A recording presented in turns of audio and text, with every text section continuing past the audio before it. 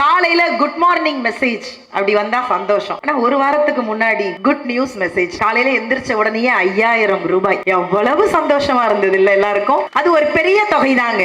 இயலாதவர்கள்ட்ட போய் கேட்டு பார்த்தாதான் தெரியும் ஒரு ரூபாய்க்கான மதிப்பு கூட. அப்பா வீட்டுல ரொம்ப செல்லமா இருப்போம். இன்றைக்கு நம்முடைய அப்பா ஆட்சியிலேயே ரொம்ப செல்லமா இருக்கும். அதுதான் சத்தியமான உண்மை. சமீபத்தில் நம்முடைய முதல்வர் அவர்கள் ரொம்ப அழகா மேடையில சொன்னாங்க, படிப்பு எந்த அளவிற்கு முக்கியமோ விளையாட்டும் அந்த அளவிற்கு முக்கியம் அப்படின்னு சொன்னாங்க. இந்த 5 வருடத்தில் தாங்க அதிகபட்சமாக விளையாட்டு துறையில் நம்முடைய பிள்ளைகள் சாதித்தார்கள் என்பது மட்டும்தான் அதிகப்படியான நியூஸ். இது நீங்க மறுக்கவே முடியாது. சகோதரி வீராங்கனை ஸ்னேகா ஜிம்னாஸ்டிக் அந்த குழந்தை ஒரு பதிவு போட்டிருந்தா, எங்க வீட்டுல எல்லாம் இந்த மாதிரி கயிறுல நடந்து கம்பில நடந்து கை நீட்டுவாங்க, நானும் அதே போல நீட்டி இருக்கேன். எனக்கு என்ன தெரியுமா பெரிய ஆச்சரியம், அடுத்தவர்களிடம் கை நீட்டி அன்பு குழந்தையை இன்றைக்கு அரசு அதிகாரியாக கையெழுத்து போட வைத்த அந்த திட்டம் நம்முடைய முதல்வர் அவர்கள் கொண்டு வந்த திட்டம் மட்டும்தாங்க. மாதம் படிக்கிற குழந்தைகளுக்கு 1000 ரூபாய் பொண்ணுகளுக்கே கொடுத்துக்கிட்டு இருக்கமே. பசங்க வருத்தப்பட்ட அடுத்த நிமிஷம் தமிழ் புதவன் திட்டம் வாங்கிக்கங்கடா, நீங்களும் படிங்கடா, படிச்சா போதும்டா எப்படியாதுன்னு பசங்களுக்கும் 1000 ரூபாய் கொடுத்தாங்க. நான் நேர்மையா கேட்கிறேன், யாரெல்லாம் அரசு பள்ளியில படிச்சீங்க? மேடையில பாப்போம், எல்லாருமே அரசு பள்ளி தான். நான்லாம் அரசு பள்ளிங்க, சுதந்திரமா படிச்சேன். வாழ்க்கையில படிக்கிறதுங்கிறது சந்தோஷமா இருக்கிறது அரசு பள்ளியில மட்டும்தான். அவ்வளவு ஜாலியா இருக்கும். அதுல நான்லாம் கடைசி பெஞ்ச், அது அதை விட சந்தோஷம் இல்லையா? முதல் பெஞ்சுக்கும் கடைசி பெஞ்சுக்கும் பெரிய வித்தியாசம்லாம் கிடையாது. முதல் பெஞ்ச் டீச்சர் சொல்ற ஜோக்க கேட்டு சிரிக்கும், கடைசி பெஞ்ச் டீச்சரையே ஜோக்கா நினைச்சு சிரிச்சுட்டு இருக்கும். காலை உணவு மதிய உணவுங்கிறது யாருக்கெல்லாம் மிகப்பெரிய பயன் தரும் தெரியுமா? அடுத்த கூலி வேலைக்கு போனாதான் நம்ம வீட்டிலேயே அடுப்பெரியுங்கிற நிலைமை வரக்கூடிய அத்துணை தாய்மார்களுக்கும் அந்த காலை உணவு மதிய உணவு என்பது மிகப்பெரிய திட்டம். அரசியல் கூட்டங்களில் அமைதியாக உரையாற்றும் ஒரு தலைமை இருக்கிறது. கூட்டத்தின் முன் நிற்பவர் அல்ல நம் முதல்வர், கூட்டத்தோடு நடப்பவர். கட்டளைகளால் அல்ல கவனத்தால் வழிகாட்டுபவர். சொற்களில் எளிமை, செயல்களில் நேர்மை. அதனால்தான் மக்களின் நம்பிக்கை தினமும் புதிதாகிறது. சிறந்த தலைவர் என்பது சொல் அல்ல, செயல். உங்களை மக்கள் படையே பின்தொடர்வதற்கு காரணம் அந்த நடை நம்பிக்கை தருகிறது. அன்றும் இன்றும் என்றும் உங்கள் மீது எங்களுக்கு இருக்கும் நம்பிக்கை உயர்ந்து கொண்டே போகிறது. முதல்வர் அவர்களுக்கு பிறந்தநாள் வாழ்த்துக்களை தெரிவித்துக் கொண்டு, தொண்டனுக்காக உழைத்தவர் மரியாதைக்குரிய டாக்டர் கலைஞர் அவர்கள், தொண்டனாகவே உயர்ந்தவர் நம்முடைய முதல்வர் அவர்கள். இந்த கைத்தட்டெல்லாம் பத்தவே பத்தது.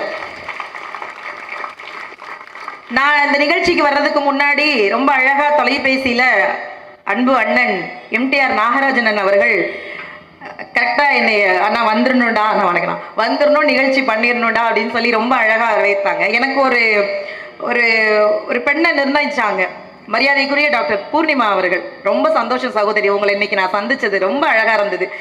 பழகிய சிறியது நேரத்திலே நீங்க ரொம்ப அழகான அன்பு நிறைய கொடுத்தீங்கன்னு நினைக்கிறேன். மேடையில் இருக்கக்கூடிய நான் கரெக்டாக நான் பேசும்போது அண்ணன் வந்தாங்க. அப்புறம் அண்ணா சொன்னாங்க, உன் பேச்சை கேட்க தாண்டா தங்க. அதுக்கு அண்ணன் நீங்கள் வீட்டிலே கூட இருந்திருக்கலான்னு, நான் பேசி கூட வாட்ஸ்அப்பில் அனுப்பிச்சிருப்பேனே.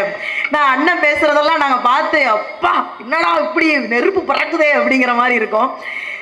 மேடையில் எங்களை இப்போ நான்லாம் பேசி அவங்க பேச்செல்லாம் பார்த்து வளர்ந்துருக்கேன் அப்படின்னு சொல்றதுல ரொம்ப பெருமையாக இருக்குது. மரியாதைக்குரிய திரு சண்முக வடிவேல் ஐயா, மரியாதைக்குரிய புலவர் ராமலிங்கம் ஐயா, நான் எப்பவுமே மேடையில பேச ஆரம்பிச்சதுலேருந்து இந்த நிமிஷம் வரைக்கும் ஒரே ஒரு மனுஷன் தாங்க பாராட்டிக்கிட்டே இருப்பாரு. என்ன பண்ணாலும் நல்லா இருக்குடா அப்பா, நான் இன்னும் பேசல, நீ பேசாம நல்லா தாண்டா இருக்கு. அது பாராட்டுதல்னு ஒண்ணு இருக்குல்லண்ணே, அது ரொம்ப கஷ்டம். அவ்வளவு ஈஸியா மனுஷனை பாராட்டிட மாட்டான். நான்லாம் வெக்ஸ் ஆகி யாரையாவது வெறுப்பேத்தணும்னு ஸ்டேட்டஸ் வைப்பேன். நான் யாரை வெறுப்பேத்தணும்னு ஸ்டேட்டஸ் வைப்பேனோ அவன் தான் அந்த ஸ்டேட்டஸை ஃபர்ஸ்ட் லைக் பண்ணுவான். யாரா நீங்க நல்லா கவனிச்சு பாருங்களேன். அதிகமா வேலை செய்யலைன்னா அமெரிக்காக்காரன் வந்து போயிருவான். புதுசு எல்லாம் கதுக்காவது ஒண்ணு கண்டுபிடிக்கலன்னா ஜப்பான்காரன் வந்து போயிருவான். நாம நல்லா இருந்தா நம்ம சொந்தக்காரன் வந்து போயிருவான். எப்படி நல்லா இருக்கு, எப்படி டெய்லி நிகழ்ச்சி போகுது இது. அது எங்களை சுத்தி ஒரு கூட்டம்லாம் இருக்கும். ஆனா நான் எல்லா மேடைகள்லையும் பார்த்துட்டேன். எங்க அப்பா லியோனி அப்பா எந்த மேடை ஏறினாலும் நீ நல்லா வருவ, நீ நல்லா பேசுற, இந்த மேடையை நல்லா பயன்படுத்திக்கோன்னு ஒவ்வொரு முறையும் ஒரு பேச்சாளர்களை ஊக்கப்படுத்துகிற அந்த மனசுக்கு ஒரு பெரிய பெரிய நன்றிப்பா. இன்றைக்கு ஒரு நல்ல கூட்டம், ரொம்ப சந்தோஷமா இருக்கு. ஏன்னா இன்னைக்கு என்னை பொறுத்த வரையில் பள்ளிகளாக இருக்கட்டும், அப்பா பேசின ஐயா பேசின மாதிரி தான், கல்வியா இருக்கட்டும், வேலை விஷயமா இருக்கட்டும், எல்லா விஷயத்திலுமே இன்னைக்கு நம்ம உயர்ந்து இருக்கிறோம் அப்படின்னா அதற்கு முதல்வர் அவர்கள் கொடுத்த திட்டம் எத்தனையோ இருக்குங்க. வாடிய பயிரை கண்ட போதெல்லாம் வாடினேன்னாரு வள்ளலார். மரியாதைக்குரிய கர்ம வீரர் காமராசர் அவர்கள் மதிய உணவு திட்டமா இருக்கட்டும், மரியாதைக்குரிய ஐயா எம்ஜிஆர் அவர்கள் சத்துணவு திட்டமாக இருக்கட்டும், மரியாதைக்குரிய டாக்டர் கலைஞர் அவர்கள் அதை சத்தான உணவு திட்டமாக கொண்டு வந்தது மட்டுமல்லாமல் இன்றைக்கு நம்முடைய முதல்வர் அவர்கள் பிள்ளைங்க காலையில சாப்பிடாம போக கூடாதுன்னு காலை உணவு திட்டத்தையும் கொண்டு வந்தாங்கல்ல. இது ஆண்களை விட பெண்கள் எங்களுக்கு தான் சௌரியமா இருக்கும். உங்களுக்கு எல்லாம் என்ன தெரியும்? நீங்களே 8 மணி வரைக்கும் தூங்குவீங்க. இந்த உட்கார்ந்து பாரு என் செல்லா குட்டி. எல்லா பெண்களுக்கும் அதிகபட்ச அண்ணே வாழ்க்கையில கஷ்டம் என்ன தெரியுமா நாகராஜன்? என்னைய பாக்குறதா? அவர் ஒரு முடிவுல இருக்காரு, பேசி தோலமா. வாழ்க்கையில பெரிய கஷ்டம் இந்த மேடை போடுறதானே, இவங்க எல்லாரையும் கூட்டிட்டு வந்து உட்கார வைக்கிறதானே, இல்ல உங்களை கூப்பிடுறதானே, இந்த கேமராமேன் வேலை தம்பிங்க வேலையானே. உலகத்திலேயே பெரிய கஷ்டமான வேலை என்ன தெரியுமா? இந்த இவர் மாதிரி நடந்து போறதா? அந்த மனுஷனுக்கு நான் யாருன்னே தெரியாது. இந்த உலகத்திலேயே கஷ்டமான வேலை என்ன தெரியுமாடா தம்பி? நாம பெத்தத காலையில எழுப்புறது. ஓ எல்லார் வீட்லயும் இந்த டயலாக் வரும், எந்திரிடா அம்மா 5 மினிட்ஸ்மா. அந்த 5 மினிட்ஸே கதறும், எந்திரிச்சு தொலை 5 நிமிஷம் ஆயிடுச்சுன்னு. நமக்கு வெறுப்பா இருக்கும். பக்கத்துல அந்த 5 மினிட்ஸை பெத்தது அரை மணி நேரமா தூங்கிட்டு இருக்கும். நீயும் எந்திரிக்க மாட்டோம், அதுவும் எந்திரிக்க மாட்டேங்க. ரெண்டையும் எழுப்பி கஷ்டப்பட்டு காலையில அவனை குளிக்க வச்சு ட்ரெஸ்ஸை மாட்டி ஷூவை போட்டு டைய போட்டு எல்லாம் போட்டு கிளப்பி அவ்வளவு வேலையை நம்ம தான் பார்ப்போம். வாசல்ல கொண்டு போய் வேன் வருங்க, அப்படியே வேர்க்க விறுவிறுக்க அம்மா தூக்கிட்டு போய் அந்த வேன்ல ஏத்து மாதிரி எல்லா பிள்ளையும், நான் பெத்ததும் சேர்த்துதான் சொல்றேன், எல்லா பிள்ளையும் ஒரு வார்த்தை சொல்லும். என்ன வார்த்தை? கரெக்டா சொல்றவங்களுக்கு நாகராஜனே 10 பவுன் வைக்கக்கூடிய டப்பா கொடுப்பாரு. இப்பெல்லாம் புருஷனே பொண்டாட்டிய தங்கம்னு கொஞ்சம் மாட்டாங்க. 1.5 லட்சம். என் வீட்டுக்கெல்லாம் தெளிவாயிட்டாரு, பித்தல வாழ்க்கை போச்சு. காலையில எந்திரிச்சு பள்ளிக்கூடத்துல அந்த வேன் வரும்போது பிள்ளைய கொண்டு போய் அப்படி விடும்போது அந்த பிள்ளைங்க ஒரு வார்த்தை சொல்லும். என்ன வார்த்தை? என்னது? பாயா? பாத்ரூம் வர மாதிரியே இருக்குமா? ஏன் அதெல்லாம் உனக்கு முதல்ல வராதா? காலையில எந்திரிச்சு இவங்களை கிளப்புறதே ஒரு பெரும் பாடுங்க. இதுல சாப்பாடு செய்யறது ஒண்ணு இருக்கு பாருங்க, அது அதை விட கொடுமை. காலையில எந்திரிச்சு இதுங்களுக்கு என்ன பிடிக்கும் ஏது பிடிக்கும்னு எவ்வளவு கஷ்டம் தெரியுமா? பெண்களுக்கு சமைக்கிறதுலாம் பெரிய விஷயம் கிடையாது, அது டக்கு புக்குன்னு போட்டு சமைச்சிரும். திங்கிறவங்க தானே கஷ்டப்படணும், நாம ஏன் கஷ்டப்படணும்? சமைக்கிறது ஒரு பெரிய கஷ்டம். என்ன தெரியுமா? என்ன சாப்பிடுறது என்ன சமைக்கிறதுன்னு டிசைட் பண்றது ஒரு கஷ்டம். இதுல ஏன் பொண்ணு படிக்கிற ஸ்கூல்ல எல்லாம் மேடம் டெய்லி ஒரு மெசேஜ் வருது மேடம், சத்தியமா வருது மேடம். நாளைக்கு என்ன லஞ்ச் கொடுக்கணும்னு, நாளைக்கு என்ன ஸ்நாக்ஸ் கொடுக்கணும். நான் எங்க ஸ்கூல்ல சத்துணவு தின்னு வளர்ந்தாலும் அன்னைக்கெல்லாம் எனக்கு மெசேஜ் வருது, இன்னைக்கு ஆரஞ்சு கலர் ஃபுட்டு கொடுத்து விடணும். நான் யோசிக்கிறேன், ஆரஞ்சு கலர்ல என்னடா சாப்பாடு இருக்கு? எங்க மாமியார் சும்மா சொல்லக்கூடாது, கிறுக்கா இருந்தாலும் ஐடியா நல்லா கொடுக்கும். கேரட்டை அரைச்சு கலந்து விட்டுருந்துச்சு. ஸ்கூல்ல இருந்து எனக்கு போன் வருது, முட்டை வைக்க மறந்துட்டீங்க மேடம், நீங்களே அவிச்சு கொடுங்க மேடம். ஏன் மேடம் என்ன கொல்றீங்க? நாங்கெல்லாம் இப்படியா சார்? இப்ப நம்மளாம் இங்க நிறைய பேர் இருக்கீங்க, நான் நேர்மையா கேட்கிறேன், யாரெல்லாம் அரசு பள்ளியில படிச்சீங்க? கை தூக்குங்க. ஆஹா, மேடையில பார்ப்போம், எல்லாருமே அரசு பள்ளி தான். நான்லாம் அரசு பள்ளிங்க, சுதந்திரமா படிச்சேன். வாழ்க்கையில படிக்கிறதுங்கிறது சந்தோஷமா இருக்கிறது அரசு பள்ளியில மட்டும்தான்.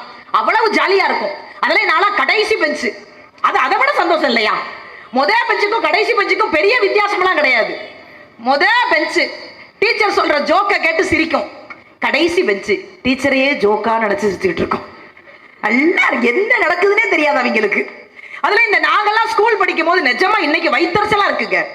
அன்னைக்கெல்லாம் எப்படி கொண்டு போய் நம்மளை பள்ளிக்கூடத்துல விட்டாங்க, படிச்சா போதும்.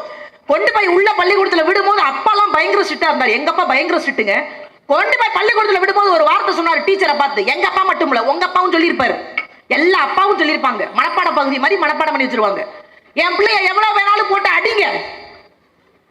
அந்த வாரம் அந்த அம்மா இப்படி சிரிக்குதுன்னு, என் பிள்ளைய எவ்வளவு வேணாலும் அடிங்க, நான் கேட்க மாட்டேன். கேட்டுட்டாலும் ஆனா என் பிள்ளை எப்படியாவது படிக்கணும். இதெல்லாம் எப்ப சொன்னாங்கன்னா அப்ப உள்ள போய் காதத்தோடு மூக்கத்தோடு 42 கேள்வி கேட்டு நம்மளை பள்ளிக்கூடத்துல சேர்த்து கொண்டு கொலை அறுத்து அவ்வளவு பயத்துல படிச்சோம். இதெல்லாம் எப்ப? அப்ப. இப்ப அப்பா தான் அழுதுகிட்டு ஸ்கூலுக்கு போறாரு. பையன் பேக மாட்டிட்டு ஜாலியா சிரிச்சுக்கிட்டே வர்றான். வாப்பா லேட் ஆயிருச்சு பள்ளிக்கூடத்துக்கு. அப்பா சொல்றாரு, பாத்துடா டீச்சரை ஒன்றும் பண்ணிராதடா. அதுக்கு இவன் அது டீச்சர் நடந்துக்கிறத பொறுத்து இருக்கு. என் லைன்ல எல்லாம் கிராஸ் பண்ணா என் வேலையை காட்டி போடுவேன். இவங்க 2 பேரும் கிளாஸ்ல பேசிக்கிறாங்க. ரமேஷ் ஹோம்ஒர்க் எழுதுனா மிஸ் அடிப்பாங்களா? நம்ம அடிச்சாதான் மிஸ் ஜெயில போட்டுருவாங்களேடா. இவங்களுக்கு எல்லாம் தெரியும். இன்னைக்கு அந்த சின்ன சின்ன விஷயம் பள்ளிக்கூடத்துல மிஸ் ஆகுதுங்க. நாங்க படிக்கும் போதெல்லாம் பேரண்ட்ஸ் மீட்டிங் நடக்கும். அது பேரண்ட்ஸ் மீட்டிங்கே கிடையாது, எங்களை கொல்றதுக்கான மீட்டிங். அது அப்பா வரும்போதே பெரம்போட வருவார். இன்னைக்கு பேரண்ட்ஸ் மீட்டிங் நடக்குது. பையன் ஜாலியா இருக்கா சார். அன்னைக்கெல்லாம் ஒருத்தர் நேரா போயிட்டார் ஸ்கூலுக்கு. சார் என் பிள்ளை எப்படி படிக்கிறான்? சூப்பரா படிக்கிறான், பெரிய டாக்டரா வருவான். எப்படி சார்? என்ன எழுதுறான்னு ஒண்ணுமே புரியல. நான் லென்ஸ் வச்சு தேடிட்டு இருக்கேன் உன் பிள்ளை எழுதுறது. அதுல நாங்க ஸ்கூல் படிக்கும் போது ஒரு கேள்வி கேட்பாங்க. நீ கலெக்டர் ஆனா என்ன பண்ணுவ? நீ டாக்டர் ஆனா என்ன பண்ணுவ? நீ முதல்வர் ஆனா என்ன பண்ணுவ? நீ குடி இந்த மாதிரி ஒன்னொன்னா கேட்பாங்க. ஒரு பையன் கேட்டிருக்காங்க, எல்லா பையன் கேட்டிருக்காங்க, குடியரசுத் தலைவர் ஆனா என்னடா அவன்? உட்காந்து எழுதுங்கடா. மாங்கு மாங்கு மாங்கு மாங்குன்னு எழுதியிருக்காங்க சார். அதுல ஒருத்தெல்லாம் அடிஷனல் பேப்பர் வாங்கி எழுதியிருக்கான். குடியரசுத் தலைவர் ஆனா இது பண்ணுவேன், அது பண்ணுவேன், அது பண்ணுவேன், இது பண்ணுவேன். ஒருத்தன் மட்டும் எழுதாமலேயே உட்கார்ந்துருக்கான். அவன்கிட்ட போய் கேட்டிருக்காரு, குமார் எழுது. எழுத மாட்டேன் சார். குடியரசுத் தலைவரானா என்ன பண்ணுவேன்? எழுது. நான் குடியரசுத் தலைவரானா நான் ஏன் சார் எழுதணும்? என் பிஏ தான் சார் எழுதுவான் இருக்கான். யாரு? இவனுக்கு ஒரு பிஏ. ஏன் பசங்க என்னதான் சேட்டை பண்ணாலும் அழகுங்க. ஆனால் இன்றைக்கு ஓரளவுக்கு பொருளாதார வசதி இருக்கிற பிள்ளைகளுக்கு உணவுக்கு எந்த பஞ்சமும் இருக்காது. ஆனால் காலை உணவு, மதிய உணவுங்கிறது யாருக்கெல்லாம் மிகப்பெரிய பயன் தரும் தெரியுமா? அடுத்த கூலி வேலைக்கு போனாதான் நம்ம வீட்டிலேயே அடுப்பெரியுங்கிற நிலைமை வரக்கூடிய அத்துணை தாய்மார்களுக்கும் அந்த காலை உணவு, மதிய உணவு என்பது மிகப்பெரிய திட்டம். அந்த பிஞ்சு குழந்தைய பள்ளிக்கூடத்தை விட்டுட்டு வேலைக்கு கூட்டிட்டு போகணும்னு நினைக்கிற தாய்மார்கள் கூட 2 வேளை நம்ம புள்ள சாப்பிட்டுருது. அந்த சாப்பாட்டுக்காகவாவது அந்த பள்ளிக்கூடத்துக்கு அனுப்பணும், அந்த பள்ளிக்கூடத்துல அதுக்காகவாவது அது படிக்கணும்னு நினைக்கிறாங்கல்ல. இவர்களுக்கு முதல்வர் அவர்கள் கொடுத்த திட்டம் மிகப்பெரிய திட்டங்க. சாப்பாட்டுக்கு சாப்பாடும் ஆச்சு, படிப்புக்கு படிப்பும் ஆச்சு. இந்த சமுதாயத்தை பட்டினி இல்லாத சமுதாயமாக, கல்வி இல்லாத சமுதாயமாக நம்முடைய முதல்வர் அவர்கள் கொண்டு வர்றாங்கன்னா இதை விட ஒரு பெரிய சந்தோஷம் பெற்றோர்களுக்கு வேற என்னங்க வேணும்? எவ்வளவு பெரிய விஷயம். அதை விட கூடுதல் பெரிய விஷயம் என்ன தெரியுமா? தாய் தந்தை இல்லாத 50,000 குழந்தைகளுக்கு மாதம் 2,000 ரூபாய் ஒதுக்கி உங்களுக்கு தாயும் நானே தகப்பனும் நானே என்று முதல்வர்கள் நிக்கிறாங்கல்ல, அது பெரிய விஷயம் இல்லையாங்க? அதுல இன்னைக்கு நிறைய பெண்கள், நான் எப்பவுமே ஒரு விஷயத்தை ரொம்ப நம்புறதுங்க, எந்த தேசத்தில் பெண்களை கொண்டாடுகிறார்களோ அங்கு தேவதைகள் வசிக்கிறார்கள் என்று அர்த்தம். எந்த தேசம்லாம் பெண்களை கொண்டாடுதோ அங்க தேவதைகள் இருக்கும். இங்க ஏகப்பட்ட தேவதைகளே இருக்காங்க. எங்க பெண்கள் மட்டும் நல்லா கைத்தட்டுங்க பார்ப்போம். பரவாயில்ல இருக்கீங்க. பின்னாடி இருக்கிற அம்மாக்களும் இந்த கேமரா அண்ணா மறைக்கிறாங்க, வேற ஒண்ணும் கிடையாது. என்னன்னா நம்மள மாதிரி ஆட்களுக்கு, பெண்களுக்கு இங்க எப்பவுமே இப்ப சமீபத்துல அப்பா ஐயா சொன்ன மாதிரி காலையில குட் மார்னிங் மெசேஜ் அப்படி வந்தா சந்தோஷம். ஆனா ஒரு வாரத்துக்கு முன்னாடி குட் நியூஸ் மெசேஜ் காலையில எந்திரிச்ச உடனே 5,000 ரூபாய். எவ்வளவு சந்தோஷமா இருந்தது இல்ல எல்லாருக்கும்? அது ஒரு பெரிய தொகை தாங்க. இயலாதவர்கள்ட்ட போய் கேட்டு பார்த்தாதான் தெரியும் 1 ரூபாய்க்கான மதிப்பு கூட. பெண்களுக்கு இன்னைக்கு ஏகப்பட்ட சப்போர்ட்டுங்க. வீட்டுல எவ்வளவு நம்பிக்கையா இருக்கும். அதுல நம்மள மாதிரி பெண்களுக்கெல்லாம் அதிகபட்ச ஆசை என்ன மேடம்? வர்ற புருஷன். ஒரு போன் வந்திருக்காது, உங்க வீட்டுக்காரம்மா போன் அடிக்குது, வந்து தொலைங்க. நம்மள மாதிரி பெண்களுக்கெல்லாம் வந்து இருக்கிற புருஷன் இல்ல வரப்போற புருஷன் பாண்டியன் ஸ்டோர்ல வர்ற மூர்த்தி மாமா மாதிரி இருக்க மாட்டாரா? ஆனா கிரகம் வர்றது பூரா பாக்கியலட்சுமி கோபியா வருது. ஆனா என்ன பொறுத்த வரைக்கும் எல்லா மேடைகள்லயும் எங்க வீட்டுக்காரர் நான் பெருமையா தான் பேசுவேன். எந்த மேடையில நான் அவரை திட்டினதே கிடையாது. இப்ப சமீபத்துல அவரை ரொம்ப பெருமைப்படுற விஷயம் ஒண்ணு பண்ணார். கிட்ட கல்யாணம் ஆகி 15 வருஷம் ஆகுது. பட் பார்த்தா உங்களுக்கு அப்படி தெரியாது. இந்த 15 வருஷமா சொன்னா நம்பணும், என் முகத்தை பார்த்துட்டு தான் சார் சாப்பிடுவார். என் முகத்தை பார்க்கலன்னா அவர் சாப்பிடவே மாட்டார். நானும் கடுப்புல எங்க மாமியார்ட்ட கேட்டேன், காலையில எந்திரிச்சு மத்தியானம் எந்திரிச்சு நைட் எந்திரிச்சு என் முகத்தை பார்த்து சாப்பிடுறாரு, ஏதாவது வியாதியான்னு. எல்லா தப்பும் என் மேல தாண்டி. சின்ன பிள்ளையில இருந்து நிலாவை காமிச்சு காமிச்சு சோறுட்டி பழக்கிட்டேன். இதுக்கு நீங்க கை தட்டாமலே இருந்திருக்கலாம். அவர் சொல்றாரு, அம்மாவாசை எம்புடி பேசுது பாரு. வீட்டுல பெண்களுக்கு மரியாதைங்கிறது ரொம்ப முக்கியங்க. அதான் இன்னைக்கு ஆம்பளைங்க பாதி பேர் அது கொடுக்கறதே கிடையாது. நான் உண்மையிலே போய் சொல்ல மாட்டேன். எங்க வீட்டுக்காரர் சமீபமா 1 மாசமா அந்த போன்ல யாருக்கும் மெசேஜ் அனுப்புற மாதிரி நைட்டு நோட்டிக்கிட்டே இருக்காரு. எனக்கு ஒரு சின்ன டவுட், ஒருவேளை வேற யார்ட்டையாவது பேசுறாரோ அப்படின்னு ஒரு சின்ன சந்தேகம் வந்து நானே என் செல்லுல இன்னொரு சிம்ம போட்டு அவருக்கு ஒரு மெசேஜ் போட்டேன். ஹாய் அப்படின்னு போட்டேன். நான் அனுப்பிச்சா அடுத்த வாரம் தான் ரிப்ளை பண்ணுவாரு. ஆனா வேற ஒரு சிம்ல இருந்து போட்டோன்னா உடனே ஹாய்னு அனுப்பிச்சிட்டாரு. நான் முடிவு பண்ணிட்டேன், எங்க அப்பா அம்மா மாமே சொந்தம் ஜோலி எல்லாம் கூப்பிட்டுலாம், இன்னைக்கு பாய முடிச்சிருவோன்னு. இருந்தாலும் ஒரு சின்ன டவுட், சரி இன்னொரு கேள்வி கேட்போம் அப்படின்னு, ஆர் யூ மேரிடுன்னு கேட்டேன். எஸ். எனக்கு உண்மையிலே மனசு பதறிடுச்சுங்க. இறைவன்ட்ட மன்னிப்பு கேட்டேன். இப்பேற்பட்ட புருஷனை போய் நம்ம சந்தேகப்பட்டோமே, ஆர் யூ மேரிடுன்னு பிள்ளை ஒத்துக்குச்சே அப்படின்னு நம்ம வாய் சும்மா இருக்காம அடுத்த வார்த்தை கேட்டேன், வேர் இஸ் யுவர் ஒய்ஃப்னு போட்டான். பாரு ஒரு பதில், ஷீ இஸ் டெத்னு போட்டான். அதுக்கு நான் செத்துருக்கலாம். வீட்டுல 1008 பிரச்சனை இருக்குங்க. நம்மளால இன்னைக்கு பாதி விஷயத்தை சமாளிக்கவே முடியல. ஆனால் இன்னைக்கு பெண்கள் இந்த மாத வருமானம்னு ஒரு விஷயம் இருக்குல்ல, அதை தாண்டி அவர்களுக்கு கொடுக்கக்கூடிய சலுகை. இப்ப அரசு வேலையில் இருந்தா பிரசவமாகும் போது அது 6 மாதத்திலிருந்து 1 வருடமாக அவங்களுடைய விடுமுறை நீட்டிப்பு. அது எவ்வளவு பெரிய விஷயம் தெரியுமாண்ணே? பெண்களுக்கு தானங்க பெண்களுடைய வழி தெரியும். ஆனால் நம்முடைய முதல்வர் அவர்களுக்கு பெண்களுடைய வழிகள் தெரிஞ்சதுனாலதான் எல்லா வகையிலையுமே பெண்களுக்கு இன்னைக்கு ஊக்கப்படுத்திக்கிட்டே இருக்கு. படிப்புக்கு படிப்பு, என்ன வேணாலும் படிங்க. மாதம் படிக்கிற குழந்தைகளுக்கு 1000 ரூபாய் பொண்ணுகளுக்கே கொடுத்துக்கிட்டு இருக்கமே. பசங்க வருத்தப்பட்ட அடுத்த நிமிஷம் தமிழ் புதவன் திட்டம் வாங்கிக்கங்கடா, நீங்களும் படிங்கடா, படிச்சா போதும்டா எப்படியாதுன்னு பசங்களுக்கும் 1000 ரூபாய் கொடுத்தாங்க. இன்னைக்கு பெண்கள் என்ன வேலைக்கு போனாலும் பிரசவமானா நீங்க 1 வருடம் அப்பா வீட்டுல தாராளமா இருக்கிற மாதிரி நீங்க உங்க வீட்டுல இருக்கலாம்னு ஒரு அழகான விஷயத்தை கொடுத்தாங்கல்ல.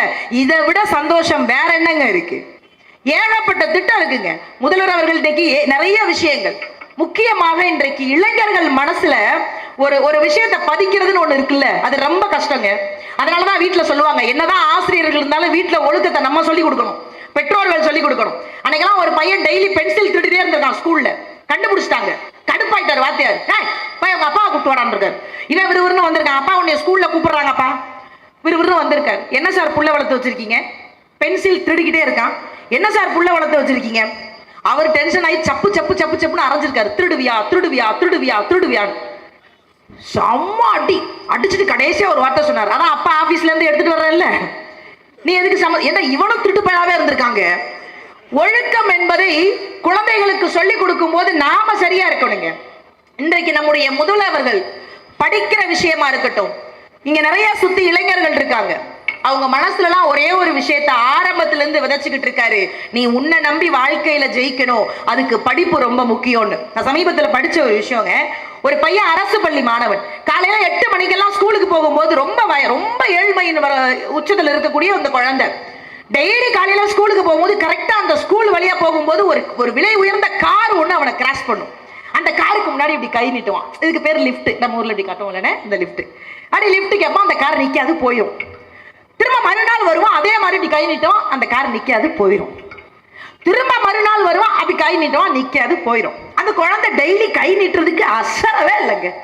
அந்த காரும் நிக்கவே இல்லைங்க. அந்த காருக்குள்ள இருந்தவருடைய மனைவிக்கு கோபம் வந்துருச்சு. ஏதாவது அறிவு இருக்கா? இதோ அப்படி ஏத்தி இப்படி இறக்குனா பள்ளிக்கூடம். அந்த குழந்தை டெய்லி கை காட்டுது. ஏதாவது அறிவு இருக்கா?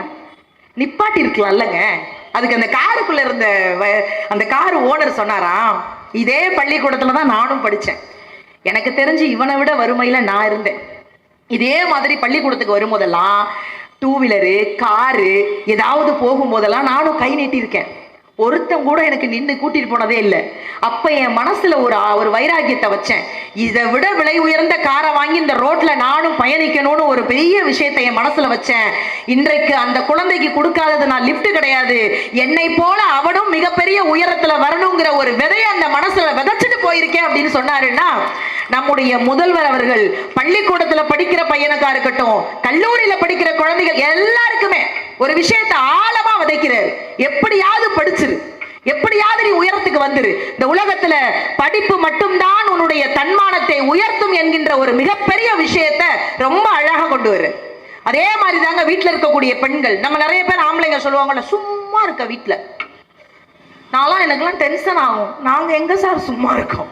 காலையில இருந்து இதுகளுக்கு சமைச்சு கொட்டி பிள்ளைகளை பார்த்து குமிச்சு மாமியார் மாமனாரை வேற பாதுகாத்துக்கிட்டு இருக்கோம். எவ்வளவு கஷ்டம் தெரியுமா இதெல்லாம்? இவ்வளவு வேலை பார்க்கிற நம்மள சும்மா இருக்கன்னு அசால்ட்டா சொல்லிடுறாங்க. என்னை பொறுத்த வரையில் நம்ம யாரும் சும்மாலாம் கிடையாதுங்க. இன்னைக்கு பெண்கள் வேலை தொடங்குவதாக இருக்கட்டும், பெண்கள் எந்த வேலைக்கு வேணாலும் போகலாம்.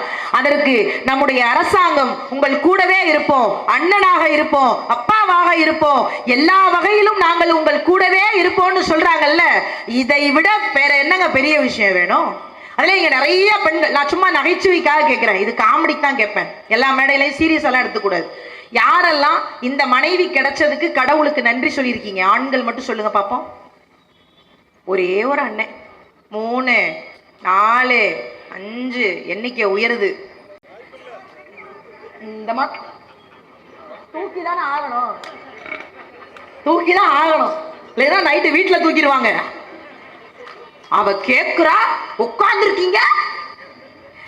இந்த மனைவி கிடைச்சதுக்கு நன்றி சொன்ன ஆண்கள் மொத்தமே 10.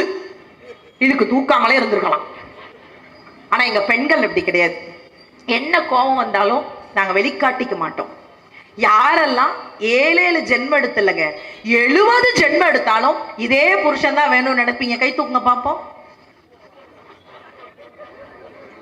மேடம் சார் உங்க வீட்டுல தூக்கல, எங்க நான் பார்த்ததுக்கு அப்புறம் தூக்குனாங்க. அப்பாடா பந்த வேலை முடிஞ்சிருச்சு. என்ன பிரச்சனை வந்தாலும் நாங்க இருக்கோம், எங்க டீம் இருக்கு. எல்லா பெண்களும் இதாங்க. திரும்பி பாருங்க எவ்வளவு பெண்கள் கை தூக்கி இருக்காங்க. 7 ஜென்மம் இல்ல, அதெல்லாம் ஒருத்தர் எந்திரிச்சு பாக்குறா. என்ன தெரியுது? ஏற்கனவே கண்ணாடி போட்டு தான் கழுது ஏன் உட்காந்துருக்கோம். ஒண்ணும் தெரியலையா? வேணா அங்க நின்று பாத்துருவாங்க. 7 ஜென்மம் இல்லனே, 70 ஜென்மம் எடுத்தாலும் இதே புருஷன் தான் வேணும்னு நாங்கெல்லாம் நினைப்போம். இதை விட இச்சவாயம் எந்த ஜென்மத்துல கிடைக்க போகுது? என்னை பொறுத்த வரைக்கும் எங்க வீட்டுக்காரெல்லாம் தேங்காய் சட்னி நல்லா இருப்பாரு. கிடைக்குமா அடுத்த ஜென்மத்துல? இந்த தெனாவட்டா பேசிட்டு இருப்பாங்க. உனக்கெல்லாம் என்ன தெரியும்? சமைக்க தெரியுமா? நான்லாம் உண்மையிலே சமைக்க உண்மை எனக்கு தெரியாதுங்க. எனக்கு சமையல நான் ரொம்ப ராரு. எங்க அப்பாலாம், எல்லா பெண்களும் அப்படிதான், அப்பா வீட்டுல ரொம்ப செல்லமா இருப்போம். இன்றைக்கு நம்முடைய அப்பா ஆட்சியிலையும் ரொம்ப செல்லமா இருக்கும். அதுதான் சத்தியமான உண்மை. அப்பாவினுடைய வீட்டுல பொம்பளை பிள்ளைங்கள வேலை பார்க்கவே விட மாட்டாங்க. எல்லா அப்பாக்களுக்கும் பெண்கள்லாம் தேவதை மாதிரி. அதுல எங்க அப்பா என்னை அடுப்படி பக்கமே அனுப்ப மாட்டார். ஏன்னா அந்த அனல் பட்டு பிள்ளை கருத்து போயிரும்னு. அப்படி ஒரு அப்பாங்க எனக்கு கிடைச்ச அப்பாலாம். நல்லா பிறந்து வெளியில வரும்போது டாக்டர் எங்க அப்பாட்ட தான் என்னை தூக்கி கொடுத்துருக்காரு. வாங்கணும்னே கேட்டிருக்காரு, என்னங்க குழந்தைய கேட்டா குழந்தைக்கல்ல கொடுக்குறீங்கன்னு. யோ இதானே அவன் மகன் இருக்காங்க. எல்லா அப்பாவும் கட்டி கொடுக்கும் போது ஒரு நல்ல வார்த்தை சொல்லி கட்டி கொடுப்பாங்க. எங்க அப்பாவும் நல்ல வார்த்தை சொல்லி கட்டி கொடுத்தாரு. என் பிள்ளை இருக்கிற இடமே தெரியாதுன்னாரு. கல்யாணம் பண்ணி 2 நாள் கரண்ட் இல்ல, வீட்டுல மொத்த குடும்பம் என்னை தேடிக்கிட்டே இருந்தாங்க. அப்படி இருந்திருக்கேன் நான்லாம். என்னெல்லாம் கட்டி கொடுக்கறதுக்கு அந்த பிறந்து கொஞ்ச நாள்லங்க அப்பாக்கள் இந்த பிள்ளைங்களுக்கு ட்ரெஸ் எடுத்து கொடுப்பாங்கல்ல. எங்க அப்பா சூப்பர் அப்பா, நல்ல நல்ல கலர்ல ட்ரெஸ் எடுத்து கொடுத்தாரு. மஞ்சள், சிகப்பு, ஆரஞ்சு, கடைசி கலர் தான் அல்டிமேட் கருப்பு. நான் இந்த ட்ரெஸ் எல்லாம் போட்டு இப்படி தெருவா தெரியுவேன். எங்க தெருவில் ஒரு கிளவி இருக்கும், என்னை கூப்பிடும், இங்க வா, உங்க அப்பனுக்கு தான் அறிவு இல்லை, உனக்குமா அறிவு இல்லை, இந்த ட்ரெஸ்ஸை போடாத, உனக்கு எடுக்கல.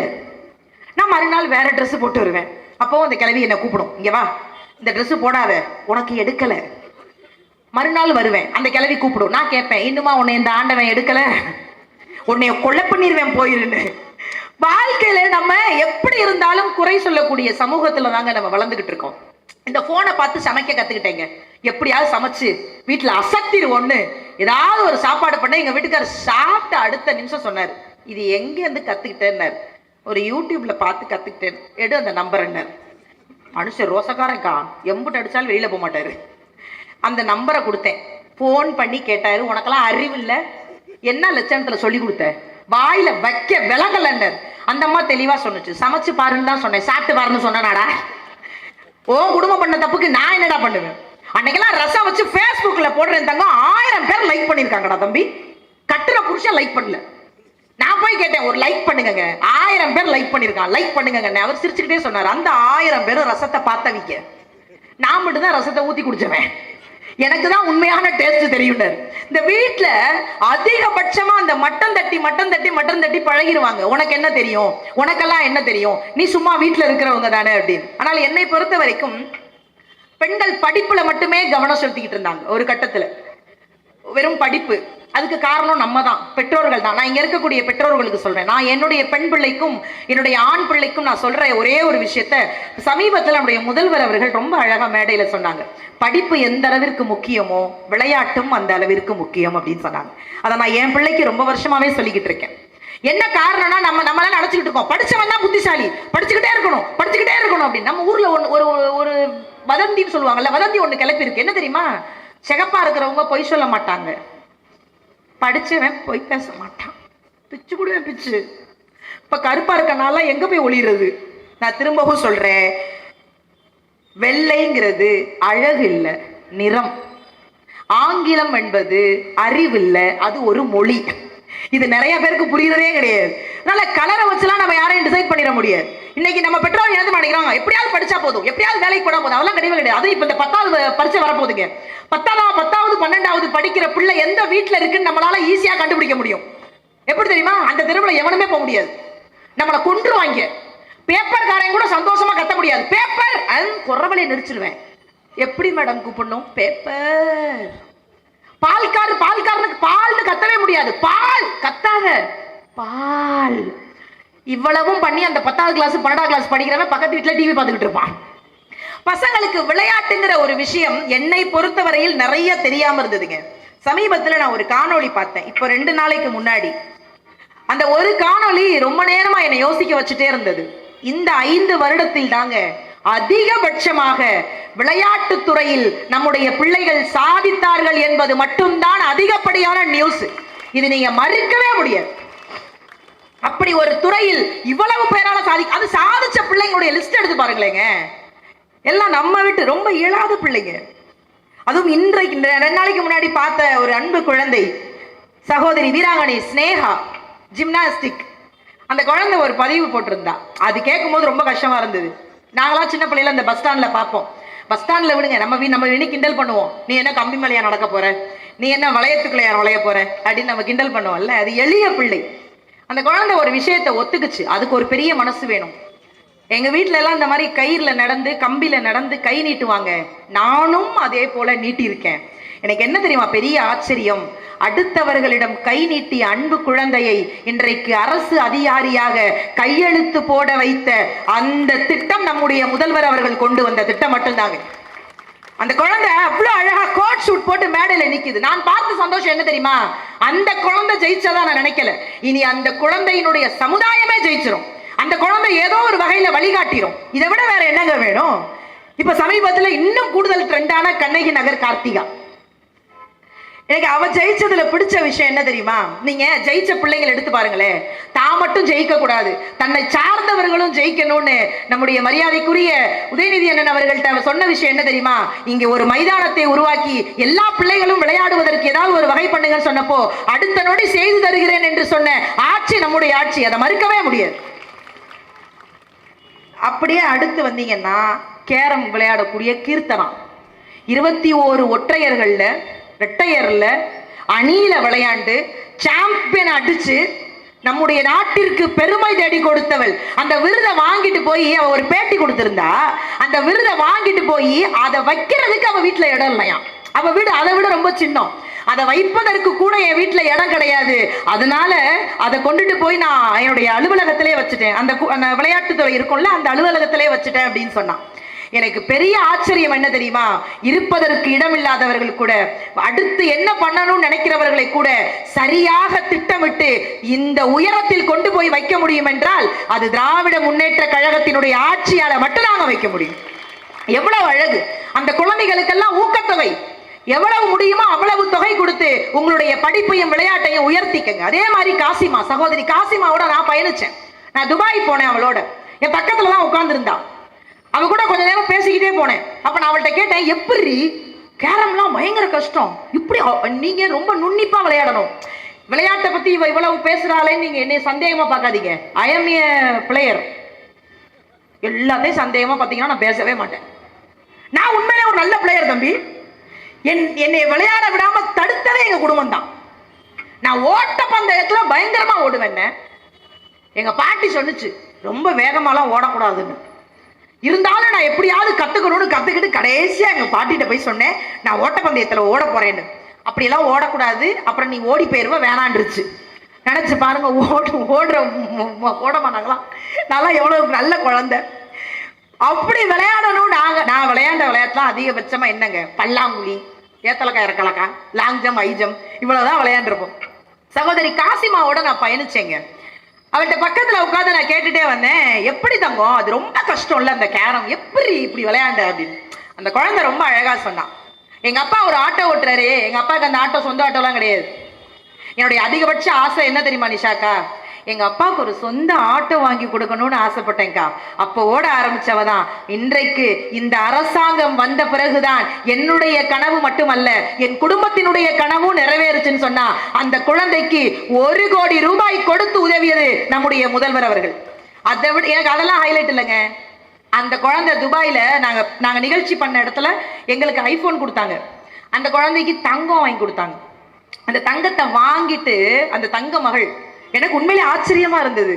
அந்த தங்கத்தை வாங்கிட்டு என்னை பார்த்து சொன்னா, நான் தங்கத்தை பார்த்ததே இல்லைக்கா அப்படின்னா. எவ்வளவு வறுமையின் பிடியில் இருந்து வளர்ந்த குழந்தை, அவங்களுக்கு தாங்க தெரியும் இந்த திட்டம், இந்த ஆட்சி எவ்வளவு அவர்களை உயரத்தில் கொண்டு போய் வைத்திருக்கிறது என்று. படிப்பவர்களுக்கு நல்ல படிப்பு, உழைப்பவர்களுக்கு நல்ல உழைப்பு, வேலை தேடுபவர்களுக்கு நல்ல வேலை, ஒழுக்கத்தோடு இருக்கக்கூடியவர்களுக்கு எல்லா வகையிலும் உயர்வு என்று நம்முடைய ஆட்சியில் மட்டும்தான் அனைவரையும் மகிழ்ச்சி படுத்தக்கூடிய நம்முடைய முதல்வர் அவர்களுக்கு மீண்டும் பிறந்தநாள் வாழ்த்துக்களை தெரிவித்துக் கொண்டு, இந்த மேடைக்கும் எல்லாவற்றிற்கும் மேலாக எங்களை போன்ற கலைஞர்களை, எங்களை போன்று வளர்ந்து வரும் கலைஞர்களை எல்லா மேடைகளிலும் ரொம்ப தைரியமாக மேடை ஏற்றி அழகு பார்க்கக்கூடிய என்னுடைய அண்ணன். நான் இன்னமும் விளையாட்டெல்லாம் அவர்கிட்ட நல்லா நகைச்சுவையா கூட அண்ணனை பேசுவேன், கோச்சிக்கவே மாட்டாங்க. நம்முடைய முதல்வர் அவர்களால் நீங்கள் சேகர் பாபு அல்ல செயல் பாபு என்று பாராட்டு பெற்றார். ஆனால் எங்களை பொறுத்தவரை அவர் சாக்ரிஃபைஸ் பாபுனே நாங்கள் சொல்லுவோம். எல்லாவற்றையும் சாக்ரிஃபைஸ் பண்ணி இன்று மக்களுக்காக எல்லா நாளும் ஓடிக்கொண்டிருக்கக்கூடிய அன்பு அண்ணனுக்கும் நன்றி கூறி விடைபெறுகிறேன். நன்றி, வணக்கம்.